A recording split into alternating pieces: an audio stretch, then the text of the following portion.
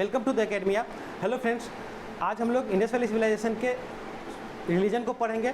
इससे पहले हम लोगों ने इंडस वैली सिविलाइजेशन के सोसाइटी को पढ़ चुके हैं, आर्ट फॉर्म्स को पढ़ चुके हैं, उसके एक्सपेंडेशंस को पढ़ चुके हैं और अन्य चीज़ों के बारे में हम लोग पहले ही पढ़ चुके हैं। ये इसकी वीडियोज़ हमारे चैनल में पहले ही जा चुका है। जो लोग नए हैं वो पुराने वीडियोज़ को ज़रूर देख लें और हमारे चैनल को सब्सक्राइब जरूर कर दें। तो आज हम लोग आते हैं इंडस वैली सिविलाइजेशन के रिलीजन को पढ़ते हैं।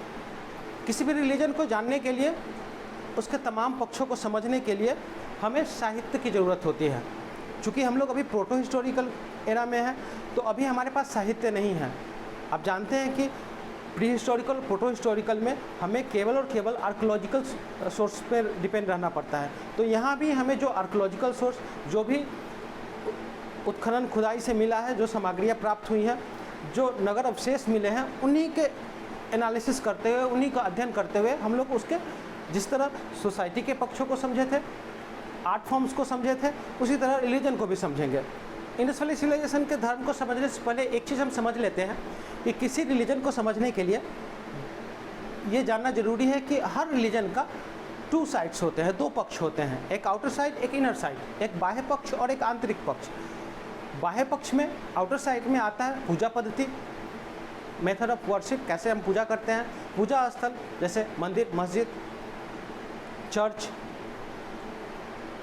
कर्मकांड, रिचुअल्स जो हम करते हैं कि कैसे कौन कौन से रिचुअल्स आते हैं, ये तमाम चीज़ आ जाएंगे। देवता, बहुदेववाद या एक देववाद है, कितने देवताएं हैं, कैसे किस फॉर्म में उन देवताओं का पूजा करते हैं, प्रतीक रूप है तो क्या बुत मूर्ति पूजा करते हैं या कोई सिंबॉलिक पूजा करते हैं, ये तमाम चीज़ आउटर साइड, बाह्य पक्ष के होते हैं। फिर इनर साइड, आंतरिक पक्ष होता है फिलोसफिकल, उस धर्म का दर्शन, विचार, जैसे पाप पुण्य विचार, स्वर्ग नरक विचार,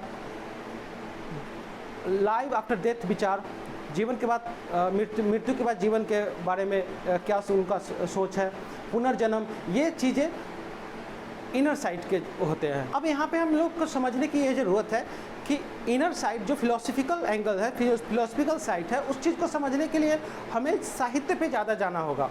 किसी भी विचार को जानने के लिए हम आर्कोलॉजिकल सोर्स के पर डिपेंड रह के उसको पूरी तरीके से नहीं बता सकते हैं, मोटा मोटी तौर पे ही हम बता सकते हैं। जैसे कि कब्र में हमने देखा था कि उनके सामान भी छोड़ दिया जाता था, कुछ ज़रूरत के सामान, उनके बिलोंगिंग्स को डाल दिया जाता था।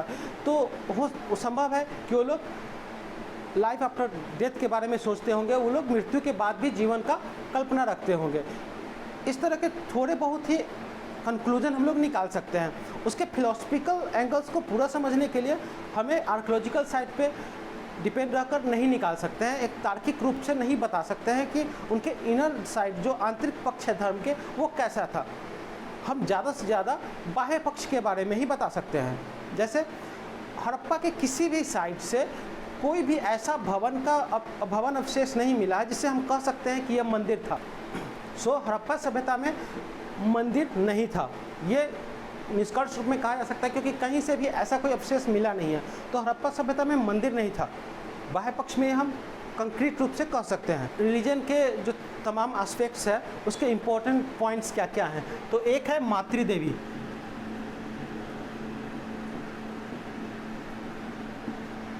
हड़प्पा के लोग मातृदेवी का पूजा करते थे।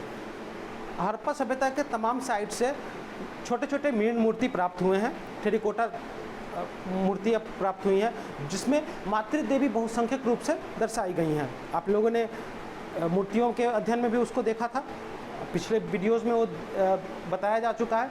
जो लोग नहीं देखे हैं, पुनः कर रहे हैं, वापस वो वीडियो ज़रूर देख लें और हमारे चैनल को सब्सक्राइब भी कर दें।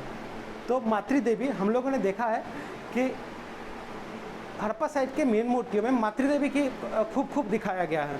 मातृदेवी को सृजन की देवी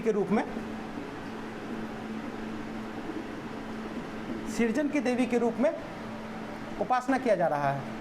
मातृदेवी के पेट से एक पेड़ को निकलता हुआ दिखाया गया है, एक वृक्ष को निकलता हुआ दिखाया गया है, जो पीपल का पेड़ है। इससे यह पता चलता है कि वो हड़प्पा सभ्यता के लोग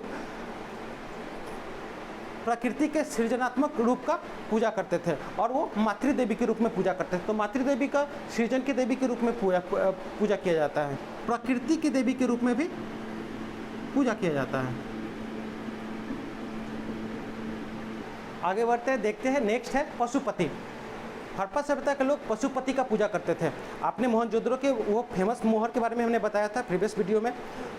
पशुपति का अंकन किया गया। पशुपति जिसके सर पे त्रिशूल आकृति बना हुआ है, जो कभी कभी पीपल के वृक्ष पर बैठा हुआ दिखाया गया है, कभी कभी पीपल के वृक्ष के नीचे बैठा हुआ दिखाया गया है। वो विभिन्न जानवरों से घिरा हुआ है, उपासकों से घिरा हुआ है। उपासक स्तुति वंदन कर रहे हैं, प्रार्थना कर रहे हैं और वो आशीर्वाद देता हुआ प्रदर्शित किया गया है। तो पशुपति देवता का काफ़ी चर्चित था, काफ़ी महत्वपूर्ण देवता था। तो पशुपति देवता काफ़ी महत्वपूर्ण देवता है हड़प्पा सभ्यता के। वो आशीर्वाद देने वाला है, वो पशुओं का संरक्षक है। पशुपति देवता का कहीं ना कहीं समीकरण आज के शिव से भी लगाया जाता है। एक चीज़ आप लोग को समझना है कि सभ्यता अभी फर्स्ट सभ्यता है, नगरीकरण अभी अभी आया है। इससे पहले हम लोगों ने नियोलिथिक तक पढ़ा था, वहाँ पे बस्तियाँ आई, संस्कृति उभर के सामने आई थी। तो धर्म के कुछ गुणों को हम लोगों ने वहाँ देखा था। गुड्डी बल्लम और प्रेम पट्टी से कुछ शंकुआकार बेलनाकार चीज़ें मिली थी, जिससे लिंग और योनि की पूजा के बारे में हम लोग का एक प्रतीकात्मक रूप से दिखता है कि सृजन को भी पूजते थे। आगे आके देवता बढ़ते चला गया, उसकी कंटिन्यूटी आगे हड़प्पा सभ्यता में भी होगी और आगे आने वाली संस्कृतियों में होगी। तो कहीं ना कहीं हमारे देश का पार्टिकुलरली हिंदू धर्म का जो संस्कृति है, जो धर्म है, वो कहीं ना कहीं इंडस वैली सिविलाइजेशन की निरंतरता दिखाता है। हम यहाँ देखते हैं पशुपति को, ये पशुपति त्रिशूलाकृति हो जाए, पीपल वृक्ष हो, आशीर्वाद देने वाले देवता के रूप में हो, तो इन चीज़ों को हम आगे शिव में देखते हैं। वहीं हम लोगों ने इससे पहले मातृदेवी पढ़ा था। मातृदेवी को कहीं कहीं आसन लगा के बैठे हुए और उपासकों को आशीर्वाद देते हुए भी दिखाई गई है। वो आज के दौर के मातृ पूजा जो हम लोग करते हैं, देवी की पूजा, उससे समीकरण मिला सकते हैं। तो एक चीज़ तय है कि भले ही उन तमाम रूपों में नहीं, सारे लक्षणों को लेके नहीं, लेकिन कहीं ना कहीं इंडस वैली सिविलाइजेशन के जो धार्मिक तत्व थे, उसकी निरंतरता हमारे धर्म में आज भी दिखती है, परिलक्षित होती है। पशुपति कभी कभी नाग सर्प के साथ भी दिखा है। नाग सर्प देखिए, शिव भी नाग सर्प के साथ दिखता है। तो पशुपति को हम लोग ऐसे शिव से मिला रहे हैं। पीपल के साथ है, योग मुद्रा में बैठा हुआ दिखा जाता है। इसे धर्म में योग की महत्वता को भी देख सकते हैं। अब पशुपति को किस रूप में पूजा जाता था, तो उसकी पशुपति की उपासना उपासकों पर कृपा करने वाले देवता के रूप में या पशुओं के संरक्षक के रूप में पूजा जाता था, उपासना किया जाता। देखिए, पशुपति पे मैंने ज़्यादा नहीं बताया क्योंकि पशुपति मोहर पे तमाम चीज़ पहले ही बता दिया गया है। त्रिशूलाकृति हो, पीपल हो, या कौन से जानवर से वो मुहर पे घिरा हुआ है, 6 जानवर है, वो पहले ही सब बताया गया है। वो प्रीवियस वीडियो में आप देख लेंगे, उस पर बड़ी डिटेल से चीज़ों को बता दिया गया है। आगे बढ़ते हैं। इंडस वैली सिविलाइजेशन के लोग फैलिक वर्शिप करते थे, सृजनात्मक क्षमता की उपासना करते थे, प्रकृति की सृजनात्मक क्षमता को उपासना करते थे, मनुष्य की सृजनात्मक क्षमता का उपासना करते थे। तो हड़प्पा सभ्यता के लोग फैलिक वर्शिप करते थे। फैलिक वर्शिप में वो लोग लिंग और योनि की पूजा करते थे। मैंने अभी पहले बताया था कि नियोलिथिक साइड से भी हमें इस तरह के चीज़ मिले थे, तो नियोलिथिक वाले भी करते थे। नियोलिथिक के 2 जगह है, पेरियम पट्टी तमिलनाडु में है और गुड्डी मल्लम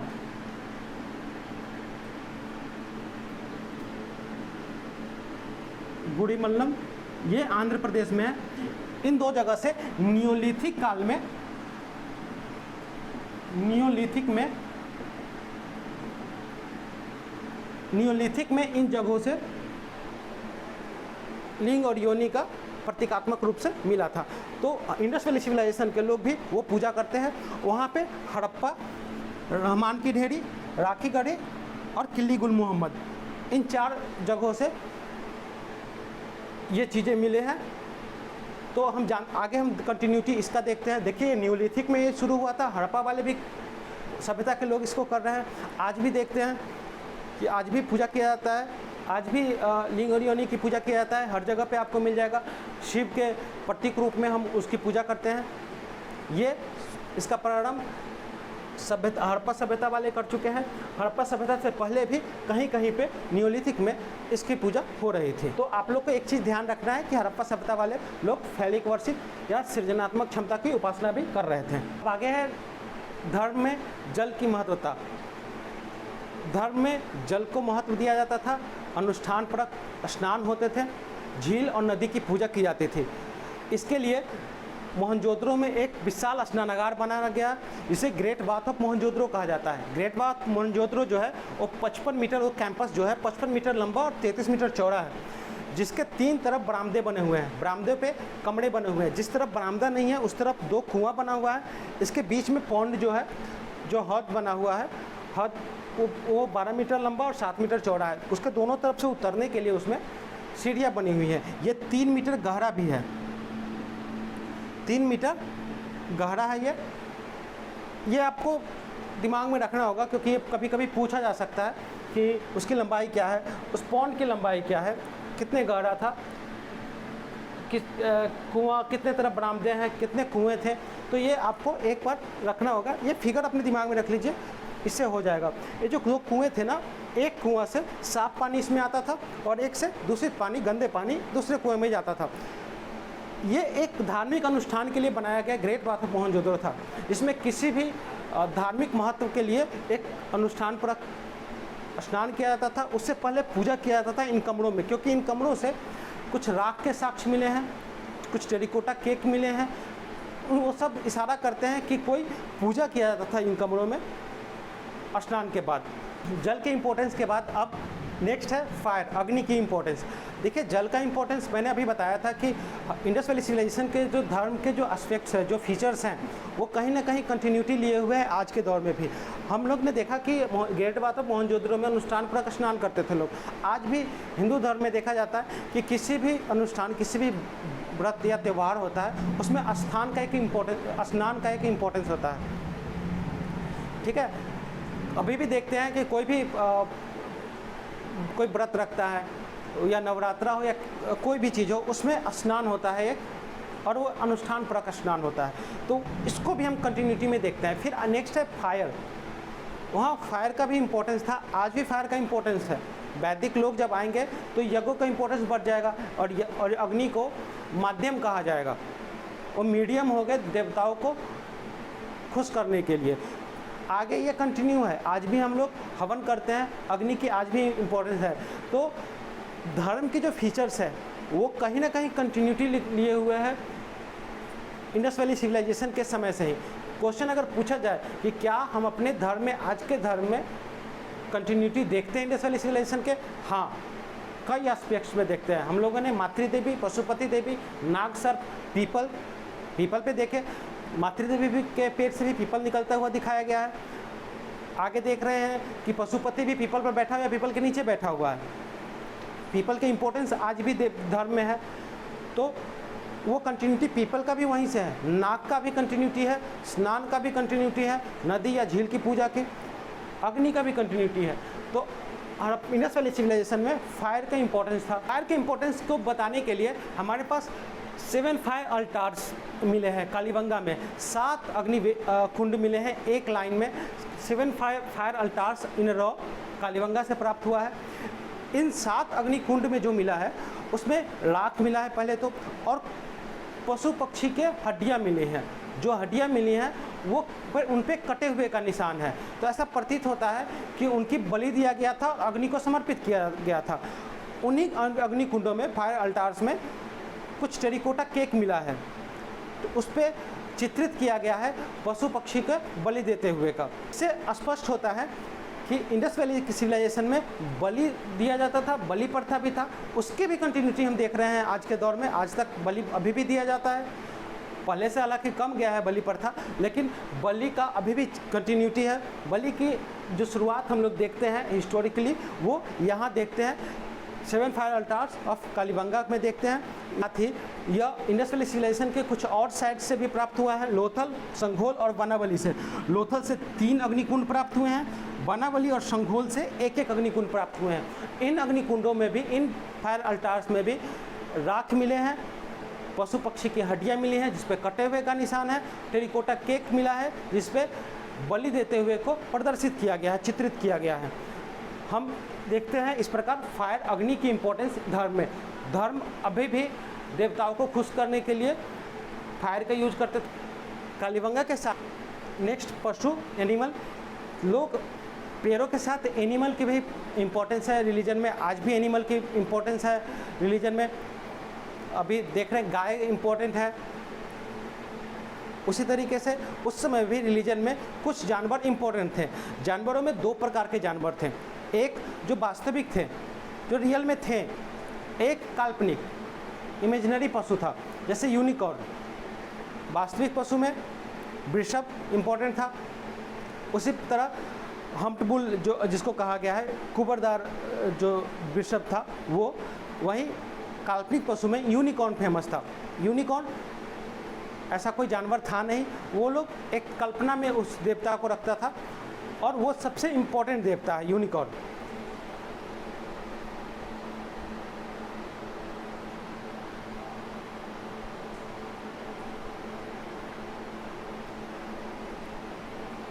वास्तविक पशु में हम्प्ड बुल के साथ साथ आपने पशुपति मोहर में देखा था कि हाथी, गेंडा, भैंस, हिरण, इन चीज़ों को भी प्रदर्शित किया गया है। तो ये वास्तविक पशु है जिनको लोग उपासना कर रहे हैं। काल्पनिक पशु में यूनिकॉर्न है। तो सबसे पहले यूनिकॉर्न के बारे में जानते हैं।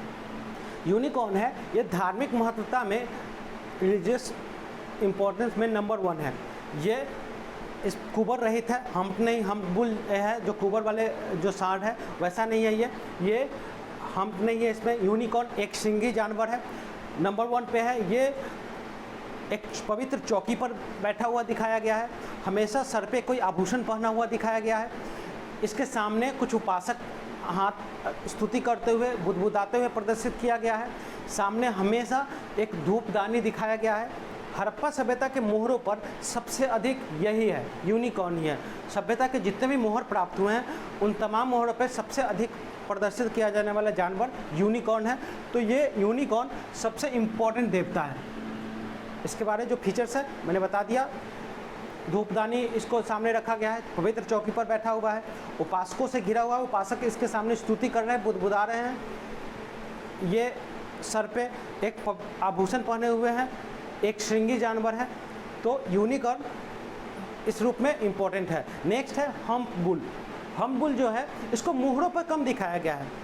यूनिकॉर्न को मोहरों पर सर्वाधिक यूनिकॉर्न को ही दिखाया गया है, लेकिन हम्प बुल को मोहरों पे कम दिखाया गया है। मीन मूर्तियों में इसको सर्वाधिक दिखाया गया है। हम्प बुल के मीन मूर्तियाँ काफ़ी बनी है, टेरिकोटा जो मूर्ति बनती थी सबसे अधिक हम्प बुल का ही बना है। मीन मूर्तियों के साथ ही हम्प बुल को मृदभांडों पे दिखाया गया है, मृदभांडों पर भी सर्वाधिक हम्प बुल को दिखाया गया है। यूनिकॉर्न नंबर 1 देवता है, पशुओं में नंबर 1 इम्पोर्टेंस उसी का है, लेकिन वो मोहरों पर सर्वाधिक है। मोहरों पर हम्प बुल कम है, परंतु मीन मूर्तियों में खूब है और मृदभांड पॉटरी में इसको खूब दिखाया गया है। ये एक वास्तविक जानवर है। यूनिकॉर्न काल्पनिक जानवर था, ये वास्तविक जानवर है, कुबर वाला है, बल का प्रतीक है, बल के प्रतीक रूप में इसकी पूजा किया जाता है। इम्पोर्टेंस में ये यूनिकॉर्न के बाद आता है, ये नंबर 2 का जानवर है। हम्प बुल यूनिकॉर्न के साथ ही कुछ और पक्षी या पशु इम्पोर्टेंट है। वो एक है बत्तख, डक। बत्तख जो है मातृदेवी को के साथ कभी कभी बत्तख को भी दिखाया गया है। आज गॉडेस सरस्वती के साथ बत्तख को दिखाया जाता है, वहाँ भी मातृदेवी के साथ बत्तख को दिखाया गया है। यहाँ भी कुछ कंटिन्यूटी आप देख सकते हैं। नेक्स्ट है नागसर्प, पहले ही बताया गया है, पशुपति के साथ भी इसको दिखाया गया। अब रिलीजन के कुछ जो चीज़ें हैं उसको लास्ट में देख लेते हैं कि योग की महत्वता थी। रिलीजन में, धर्म में, हड़प्पावासियों के धर्म में योग की भी महत्वता थी। पुरोहित मूर्ति जो मिला है वो अर्धनिर्मित आंखें किए हुए हैं, आंख बंद किए हुए हैं, सांभवी मुद्रा में है। आगे देखेंगे कि जैन धर्म से ये कायस्थ मुद्रा, सांभवी मुद्रा जुड़ेगा। पटना के लोहानीपुर से जो मूर्ति मिली है कायोत्सर्ग मुद्रा में, उसी तरह का हड़प्पा से भी एक मूर्ति मिला है। तो हड़प्पा वाले कायोत्सर्ग मुद्रा कर रहे हैं, वो आगे चल के जैन बौद्ध धर्म वाले लोग करेंगे। योग जो वो वहाँ से शुरू हो रहा है, आज भी योग की महत्वता है। तो योग की महत्वता थी इस धर्म में। आगे है क्रॉस की भी महत्वता थी, क्रॉस प्रतीक चिन्ह भी मिला है, स्वास्तिक भी मिला है, ताबीज भी मिला है। जादू टोना को भी दिखा रहा है कि तंत्र मंत्र जादू टोना को भी संभव है कि था, क्योंकि ताबीज मनका जो मिला था, मनका को कई इतिहासकार ताबीज भी कह रहे हैं। तो ताबीज है, तंत्र मंत्र भी अनुमान लगाया जा सकता है। दीपक भी वहाँ पे था, धूपदानी था, आपने देखा कि यूनिकॉर्न के सामने धूपदानी रखा हुआ था, दीपक भी जलाया जाता था। आगे प्रार्थना करते थे लोग यूनिकॉर्न के सामने, पशुपति के सामने, मातृदेवी के सामने। उपासक जो दर्शाया गया है वो प्रार्थना करते हुए, स्तुति करते हुए दर्शाया गया है। तो धर्म में जो उपासना का जो विधि था वो पूजा पद्धति, प्रार्थना था, स्तुति था। ये थी हमारे इंडस वैली सिविलाइजेशन के धर्म। इंडस वैली सिविलाइजेशन के धर्म के बारे में हमने तमाम चीज़ों को देख लिया है। अब आगे हम लोग इकॉनमी पे जाएंगे। आपको धर्म की जो चीज़ें हैं उसको मेमोराइज करने से ज़्यादा समझने की ज़रूरत है। इस पे कंसेप्ट बेस्ड क्वेश्चन पूछे जाएंगे। मैंने पहले बताया था कि धर्म के दो एस्पेक्ट्स हैं, दो साइड्स हैं, इंटरनल एंड आउटर, बाह्य पक्ष और आंतरिक पक्ष। आंतरिक पक्ष के बारे में जो फिलोसफिकल एंगल होता है, स्वर्ग नरक विचार या दर्शन, मृत्यु के बाद जीवन, इन तमाम चीज़ों पे कंक्रीट रूप से नहीं कहा गया।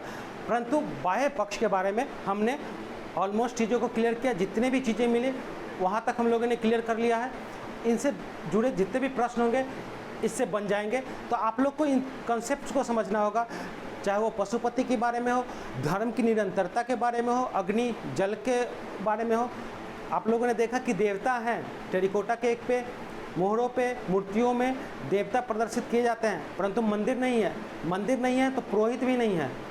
उपासक उपासिका सीधे सीधे देवता के सामने खड़े होकर स्तुति करके प्रार्थना करके अपना जो भी मांगना है मांग लेते हैं। योग की भूमिका है धर्म में। इस तरह हम अपना धर्म का चीज़ को ख़त्म करते हैं, यहाँ पे कंप्लीट करते हैं। आगे नेक्स्ट वीडियो में हम लोग इकॉनमी पे देखेंगे, उसके बाद नगर नियोजन के बारे में